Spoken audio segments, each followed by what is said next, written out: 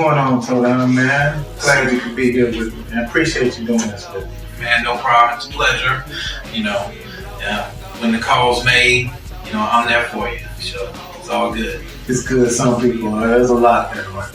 Oh man, you don't have to tell me. I already know. So what's been going on? So what's this music business been like for you, man? Well, it's I gotta say, it's probably the single most thing that I'm addicted to the most. I have a lot of bad habits in the music business. It's just one of them. It's something that gets put in your blood, and when you're in the environment, the studio, the creative process, that whole thing, it's just something that you always gravitate towards. So I've been blessed enough to be doing this a little over 25 years almost right now. So been able to keep gas in the car, the phone's been able to stay on, so it's been a blessing. It is a blessing to do that because many haven't been able to keep doing all that. That's right. So a lot of numbers change. The only time my number changed is when I went to the feds. Other than that, it is what it is. Yeah, I tell people all the time, man. One of my first articles I read about getting the music business, they said, get you a page of some number that you keep. And even when I did my little vacation, I kept it on, but I was on for 6 months, so it was a little vacation. Yeah, sometimes you need a good reset. Yeah. So when you was on your vacation, you came back reloaded, you ready? Well, you know what? In the 5 years that I was gone, the music scene had changed. Along with the marijuana business that I was in had changed. And the prices weren't the same on both ends. People were now getting 360 deals. Stuff as an independent, you look at and like, well, man, we've been pressing our own t-shirts. We've been doing our own, music. So it puts you in a mindset that, things have changed. And I remember coming home and I was made an offer for the project that I have. Hasn't been released yet. And the offer that I got, my brother made that amount of money flipping a house within 90 days. And so it really put things into perspective. You gotta be able to have, Pimp C said, how you gonna go to war if you ain't got no cheese? And what he was saying is, in business or whatever you're gonna do, how are you gonna go and put yourself out there if you don't have any paper to go out there and promote yourself, etc. Go to battle. And so I thought, hey, listen, let me stack some paper, do some real estate stuff, do something different. And then one thing led to another. I got, from real estate, I got into crypto. And then from crypto, I got into NFTs. And, the music business continues. Yeah, well, I've always heard you gotta have a, diverse portfolio of things. The more streams you got coming in, the better your life will be. That's right. So I try to stay busy in all aspects. I'm a serial entrepreneur, whether it be, being in the French Bulldog business or running my own rental car business or, being in real estate.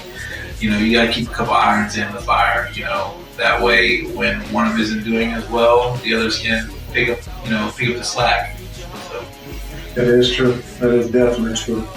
As long as you do. So let me ask you this question I've been asking every artist I talk to. Do you miss the old days of the physical pieces? Or is the streaming cool? What do you think? When I first got into the music business, it was right as analog tapes were leaving the studio and this new thing called Pro Tools was taking over. And people told me, don't buy digital, it doesn't bring you the same warmth, you're not gonna get the same feel of it, it's a fad, stuff like that. But technology pushes the envelope. And so at that time, we were one of the first, besides Mike Dean, one of the first all-digital studios in Houston. And so we got to reap those benefits. And I remember it used to be a whole studio session just to dump down your audio, making instrumentals and, doing radio edits, because there was no press a button and it dumps down and it's done. You know, it was, you had to sit there and wait that time for that tape player to, you know, record and etc. So, you know, I was there when digital kind of took over the analog, kind of like the way streaming is taking over the physical pieces. It's where technology is pushing, you know, it's technology now that's pushing now into this new Web3 space, and music is now morphing into a Web3 environment. And so, do I miss the physical pieces? I love that hand-to-hand combat when you're at a gas station or you're at a pop-up and you hand somebody a CD or a T-shirt and that exchange is made. There's something in that, you know, that I'm addicted to, whether it be a bag of weed or a T-shirt or whatever it is, you know, that hand-to-hand combat. So I do miss that aspect of it from time to time, but yeah, ordering all those pieces, I don't miss housing them. I don't miss putting them up. I don't miss paying that money out. There's a benefit to the streaming thing. You know, when you got ready to work a single back in the day, you needed to press up 10,000 pieces. You know, you don't have that cost anymore. I can email you the file, or you can, you know, rip it. It's really a game changer now. You know, so the money as far as the streams isn't, you know, what it used to be for a physical copy, but you know, songs tend to blow up a lot quicker now, and they might not have a shelf life as long or something of that, you know, matter. So I do miss, you know, the physical copy days, but I don't miss it that much. Yeah, I'm kind of growing to start feeling like that. At first, I was dying. I was like, this ain't enough money. You know, you see something say you did 1 million streams, and you like, 1 million records, I was a millionaire.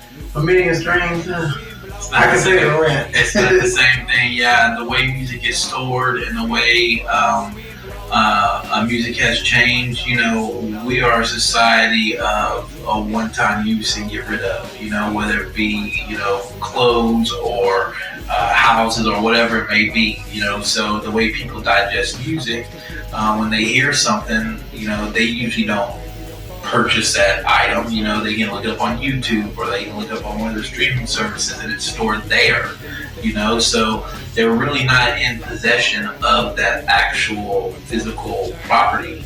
But now that music is moving into this Web3 space where you can now have a verified, authenticated form of this music, kind of like a master, you know, NFT type music based program, now that's coming back full circle. So, you know, it's interesting. I like to see where music will be in the next 5 years.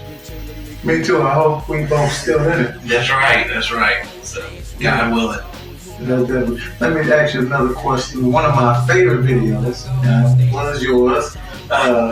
Country rap songs. Yes, sir. Thank you very much. Tell me about that. What is the concept? I know where the concept came, but right. Well, you know, the Dukes of Hazzard has been one of my all-time, you know, favorite TV shows growing up as a kid. And so my brother actually came up with most of the treatment for that video and that idea and concept. And so at the time we were signed with Elektra Records, which Sylvia Rome, shout out to her. She had the foresight to see what was going on with the country rap too. So we shot the video on the original Warner Brothers lot where they actually filmed the Dukes of Hazzard. We actually used one of their vehicles that was actually in the show. And the video budget was around $495,000. Oh, wow. And at the time, I think only Beyonce had a more expensive video shoot.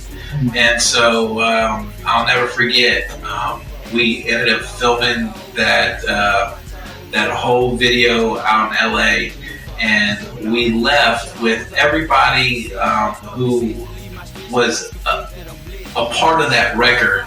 We took to LA with us. And when we left, there's about a good, 15 to 20 people that left with us from Houston.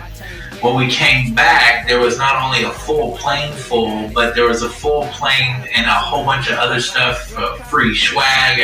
It seems like everybody from Texas had migrated out to LA to, be a part of the video. And so I remember coming back on the plane, and my brother told me, it was like, hey, when you get home, there's going to be a tour bus waiting for you to take you out on the road. There's going to be a little bit of bad news with that. You're no longer on the major record label. And I was like, what the fuck? My brother had the foresight to put in a contract that every 9 months they had to give us an advance plus 10%. And so that was a way of preventing them from shelving us, from, taking the project off the street, putting us up, and then never being released, and you're stuck in this contract. And so at that time, they owed us another $1,200,000. And so they decided to release us from the contract. So as I'm, heading towards the house, filming this great video, I have a tour bus ready for me, but there's no CDs pressed up, there's no posters, there's nothing. That's it. It's like you're flying, after the greatest thing you can accomplish, and you're ready to move forward in your career, and all of a sudden the brakes are full force, like, all right, time to regroup, what are we gonna do now?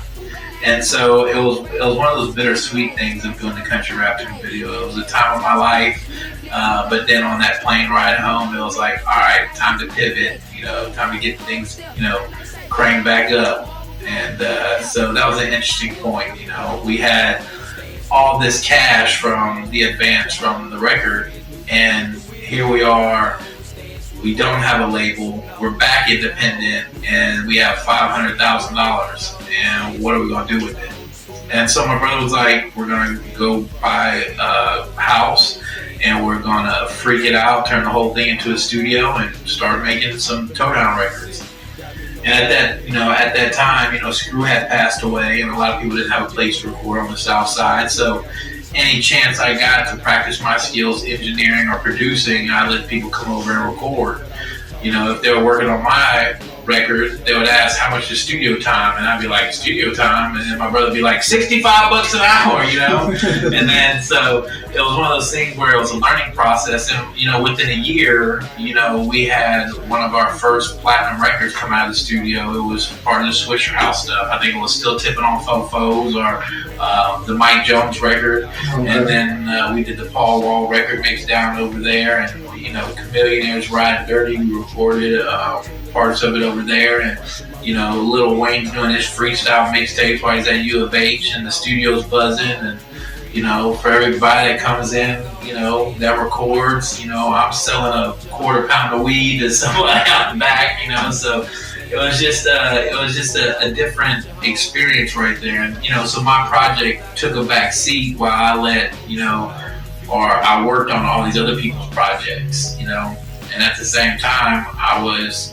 growing as much marijuana as I possibly could, it's like, no matter how much I grew, it still wasn't enough, You could fill up every house on the block with weed, and there would still not be enough weed to, fill everybody's appetite. So it was just an interesting point, that whole coming home from the video, what are we going to do next type thing, and then morphing it into the the studio that it became known as, and then the whole weed business. Yeah, it sounded like it was a good run on the studio. That's a nice little resume. It was 10 plus years that we had in that one spot where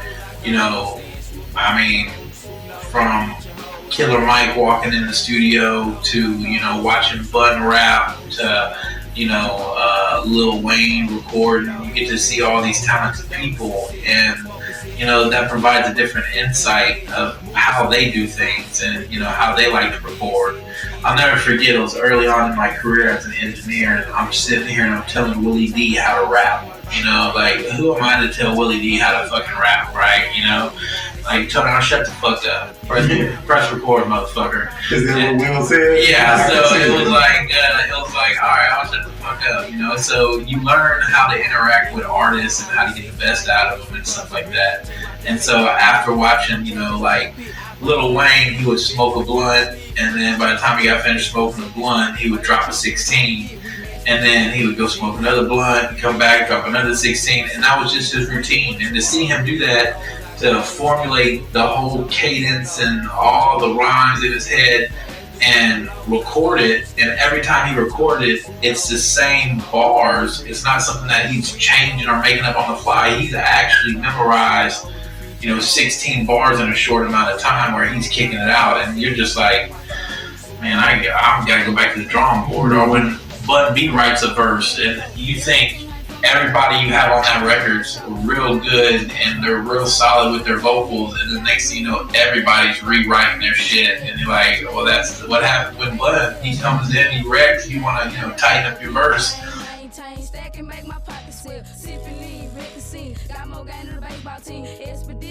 Eminem put out an NFT, and he made it with some original music that he had made. He put an image up there and put some original music up there, and he put it out there for sale. And it started this auction, and it went from $1,000 and it got all the way up to $100,000 and it sold. The guy that bought that was another white rapper, right? And he took that NFT, he sampled the music and made a song, right? He had the rights to it, right? It was his. So basically, he bought an Eminem track for $100,000. Which is fucking, first of all, nobody's doing that, right? So he got a track for $100,000. He was able to record on top of it, and then he put it out, right? So NFTs have this chameleon-like shape. They can be anything. They can be access to a community. They can be music. You can even, there was one DJ that said that he was going to give away 50% of his internet streaming rights when you purchase one of his NFTs. It could be a way that you could raise money for, like, let's say a film. Like, let's say everybody who buys my NFT, you're going to get a 50% royalty when I release the documentary, blah, blah, blah.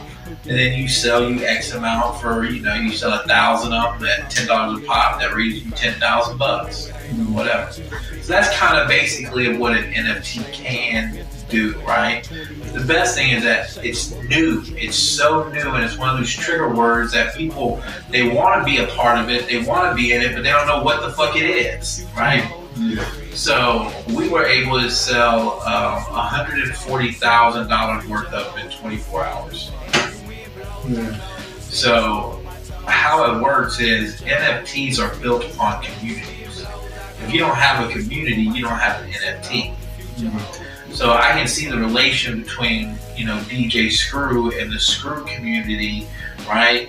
If you can get that community online, you have a viable product. You can make something jump. So. Yeah. Well, with that jumping, pull the trigger, because you gotta pull the fucking trigger. Pull it often.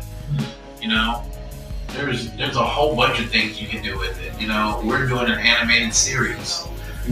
So for everybody that buys one of our NFTs, not only are you an executive producer on the project, but you can audition your character. You can write your character's backstory. You can play a part in the animated series. Where Web3 is going, you will be able to put on some goggles and you'll be able to enter into the episode, and you'll be able to act along with the other characters, and you can go sit on the couch or stand up or do it from the kitchen or where, in this virtual environment. That's where Web3 is going. You're going to be submerged and immersed in this environment. You ever seen the movie Lawnmower Man?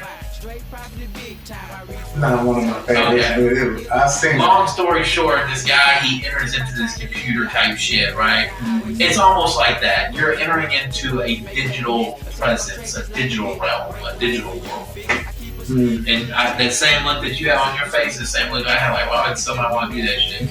There's some people that really, they live better online than they do in real life, flexing on their gram photos or whatever. They live a better image out there in non-reality than reality.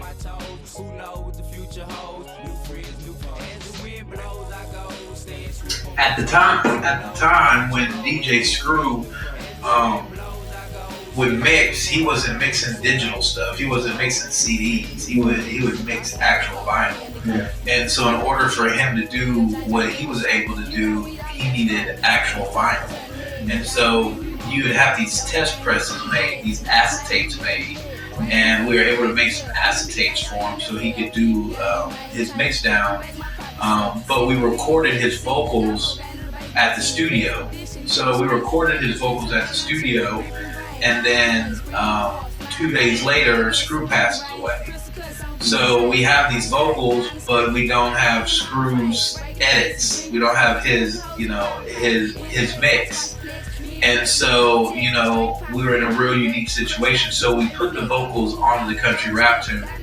And then, we waited a while to figure out what we were going to do as far as a, chopped CD, because at the time, everybody was doing double disc. It was a way to get your numbers up. You made a lot more money, so everybody wanted to do a double disc. And it was real easy to do one regular and then do one, slowed or screwed or chopped. So we were looking to try to do the double disc thing, and it just didn't work out for us. So we ended up just putting out the single record by description only that had the country rap tune on it, and we featured on there a DJ Screw version that Screw did for the country rap tune, and that's what we used. And so I still have his vocals on some hard drive somewhere. So that's priceless right there. A lot of good stuff. I still got all these old tapes of when we were at the country rap tune video shoot, and Hawk, Pokey, clowning, acting an ass. It was just a real good time. Yeah, I bet it was. It looked like a very fun video. To be 20 years old and to be a millionaire, and basically the world is at your feet. You do a lot of stupid shit. And it was a great time. And some of the best times I don't even remember. People have to come tell me about them. So that's how you know they're really good. Yeah. Okay. So what do you think? So once y'all got when y'all was doing it independent, y'all went with Southwest? Okay. So at the very first time that we took a project to Robert, it was a group effort. It was me and two other white guys. And the group name was Thugs of Another Kind. And what we did is we put 3 older black guys on the album cover and called it Thugs of Another Kind. So you didn't know it was 3 white guys rapping. And when we took the project to Robert at Southwest, he was like, well, I've never marketed, white rappers before. I don't even know if it's going to work. Because the last white rapper that had success at that point was Vanilla Ice. So Eminem hadn't come out yet. This was still pre-Eminem, and a lot of people still had that nasty taste of Vanilla Ice in their mouth. Like, what are they funny? Like, what are they trying? Are they trying to be something? And I'll never forget, we had a song on a single at the time. It was called "Rollin' Candy," and it was on the local radio station here, 979 The Fox, and they had like a Crunk It or Dump It, And I remember having all of our high school buddies and everybody like, okay, they're gonna play it. Make sure you call up there and vote for the song, And the song played like 3 or 4 times. And I'll never forget, we were meeting with the program director, and he's ready to take the record to the next level. He's ready to take the record to the next level, right? We didn't understand the code, right? We didn't understand that he wanted something, to make the record go a little bit further than it went. So we're all standing there looking at each other like, all right, well, let's make this record go. Like, all right, let's get to the next step. Like, all right, what do we have to do now? We didn't understand that he was waiting for an envelope. Yeah. And so, we quickly learned the game after that. And I had some creative differences with the group. I was creative and they were just different. And so I moved on from that. And my brother was like, hey, listen, we can do one more record. We sold about 5,000 units out of the trunk of the car. And we had, a little bit of game at that point. And I'll never forget, he sent me to the studio for like a club track, something up-tempo. And I bring back the country rap tune, something slow and melodic and complete opposite of what he wanted. And at the time, we were going to get UGK on it, but they were coming off the success of Big Pimpin', and Bun and them were, getting 25 G's a piece, at that time, and so that was like, all right, that's all my budget right there. Let's find somebody else, And the first name that we thought of was Hawk with that country draw, and then Big Pokey, and like, all right, perfect. And so we started working on getting the vocals arranged for that. Hawk came by the next day, laid down his vocals, and I mean, it was just classic, you know. He never thought he'd hear his vocals over a bass guitar, you know. My horse is a car, you know. He just went on and on. And I was like, oh, this is some tight shit. And so, you know, that laid the groundwork for the country rap too. Great song. One of my favorites. It's a good song. So you've done all this now. You did the dog, you did the street stuff, you had the studio. Now it's all about the Dopeheads. Yeah, you know, so the Dopeheads is our animated series. It's a little bit different because, you know, imagine for the first time in history, you can actually buy or purchase your favorite character. So just think, like when The Simpsons first came out, if you could have bought Bart Simpson, or when South Park came out, if you could have bought Cartman, or when the Rugrats came out, you could have bought a Rugrat. You know, just for instance, let's say if Mickey Mouse was an NFT when they first came out, how much would that NFT be worth, right? So here's an opportunity where you can be a part of the animated series, not just by purchasing one of the characters, but you can actually write the backstory of your character. You can audition your character to be in the animated series. So it's a real community-based driven animated series, you know, where the community is guiding the story. The community is, you know, telling the story. And so the Dopeheads was released in March, and we released our first season. We're almost sold out. We have 111 left at this particular point out of the first 1,000. So we sold almost 900 of them. And things are really good right now. We're looking forward to putting, you know, the pilots together as we speak. So we got the log line written, the synopsis written, we'll work on the treatment, and after the treatment will come the storyboard and obviously the scripts for episodes 1 and 2. So we're super excited about being in pre-production. A lot of great things coming. So we have some toys coming.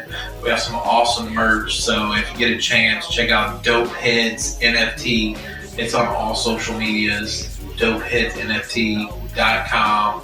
Instagram, Facebook, Twitter, we're everywhere. Yeah, I can believe it. I remember seeing the short. I think it was on Facebook. Yep. And I saw it, and I actually I called Mike. I said, Mike, hey, I'm looking for somebody to do a cartoon. And he said, you and somebody else did it. He was like, yeah. I was like, oh wow.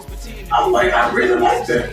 And he was like, because we was doing a cartoon for a song, and a friend of mine was working on it. And he was like, oh, this is such a coincidence. And he was like, no, it's Towdowns. And I was like, okay, it's cool. But yeah, I really did like that. I think it was a great job. How long did that take you? Well, so the characters came by from Johnny Cash out of Austin. So I presented him with the idea, kind of, you know, what we wanted as far as, you know, the characters, and he designs the characters. And then Mike, he takes care of putting the characters in their animated positions and stuff like that. So it's a real group effort, you know. And so to put together just those 2-minute shorts probably took about 3 weeks. Getting together with, you know, because you have to get the vocals together, and you have to, you know, lay out the scene of what it's going to be, and then you have to put it in motion. So, you know, when I first started this thing, I thought it was going to be something like music, where it was something I could figure out fairly quickly, you know. Nah, not at all in this world, you know. In order for there to be a animated series, you have to have a script, and before you have to have a script, you have to have a treatment. Before you have a treatment, you have to have a synopsis. And before you have a synopsis, you have to have this log line. And so all these things come together to make this storyboard that you have to hand over to animators. And it was just a surprise to see what an ensemble that you have to have in order to make this thing work. And here we are, 3 guys just turning it out, you know. So it's kind of interesting. So we're at that level, at that next step, we're growing, and it's going to be awesome. So if you haven't got your Dopehead NFT yet, make sure you go to dopeheadsnft.com. You can get your Dopehead NFT. Absolutely. That's the next thing I think is going to be big. Well, right now NFTs can be anything. They can even, access your house. They can be, paperwork, documents, anything that you can think of, digital assets, trading cards, and they're an investment, Get in while the market is good, ride it to success. Next thing you know, you're a millionaire, you're on your own island. Hey. I gotta start digging through the paperwork. Gotta start somewhere, right? Yeah, find my own NFT.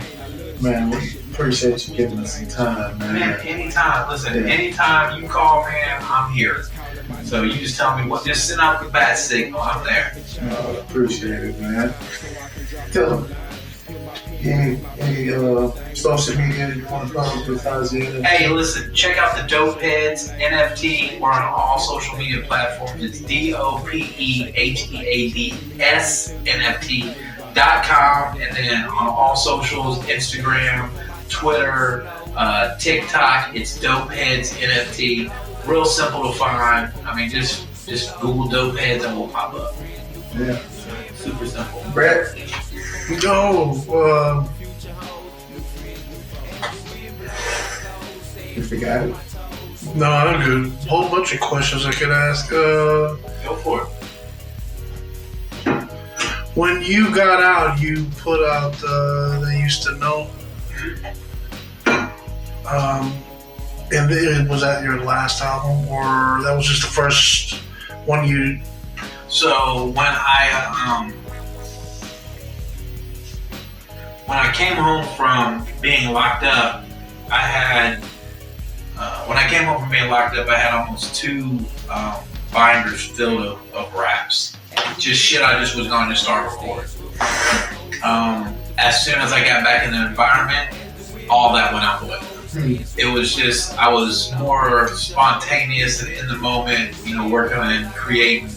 Not being able to record or not being able to do those things for 5 years ignites a new passion and a fire to come back and do stuff different and come out with some stuff. So I put together about 10 new songs, and I Used to Know was the first song that we were like, all right, we're going to test the market and see what it is, and we put the song out and had some early success with it, and we were ready to put together a budget to go to radio. But things have changed, It's not radio that necessarily gets you known now. Now it's an influencer. It's a social media. It's a meme. It's those vehicles. It's a streaming asset. So had to regroup and wanted to find a label that could help us in that. Hey, listen, we can produce good music. We need a new marketing team, somebody to guide us in this process now. And so we had an offer, and like I said, I was comparing the offer to what my brother made in real estate in 3 months, and I was like, nah, I'm good. I'll figure something out. So I still have the record that's there, and it has features on it from everybody, from Paul Wall to Bubba Sparks. Everybody's on that record, and I just haven't put it out yet. So who knows? Maybe I might drop it as an NFT. Okay. How about a rookie card? What would you say is Towdown's rookie card? What's your first, either just any recording or major recording or both? What would you say? My first plaque came from a Bun B recording that he did for E40. But other than that, the one thing that stands out in my mind the most would probably be, I don't know, there's been a lot of good records, to be honest with you. The whole Swisher House era thing was kind of cool. The Little Flip Zero Kings of the South thing was very cool. So there's a lot of great moments that I've had in my career, but as far as like one rookie card, I couldn't. Your first time you ever recorded?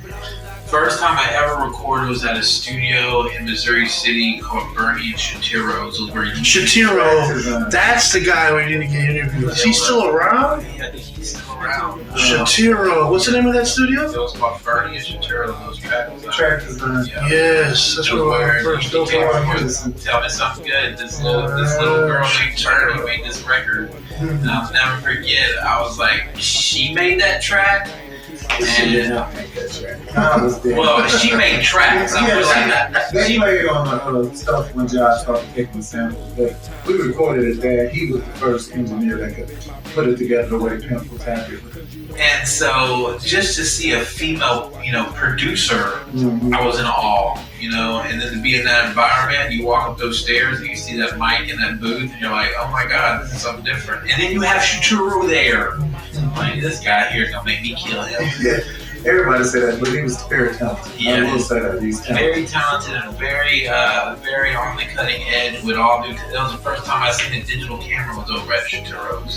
He was happy. Listen, this is gonna be the future, guys. That's incredible. You got his words down. Yeah, because I'll never forget that shit. We were like, listen. What I'm saying is, guys, you could be the next guys. Just listen to what I'm saying. Like, get this motherfucker out of my face. Where can I go smoke some weed at? I don't think it was no smoking when we smoked. No, we had to go smoke out in the back because she had those two little girls or whatever, Midori and the other. Oh, not putting anybody's business out there, but yeah, Bernie. She was super talented. Yeah, she was. So yeah, that was the first time I ever recorded. Yeah, me too. So the first time we did something was that. You learn.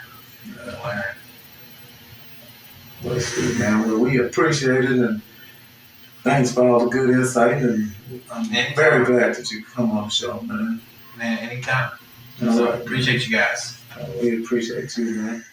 Mr. Big Man, Mr. Big Time. Showing naked ass in the great state of Texas.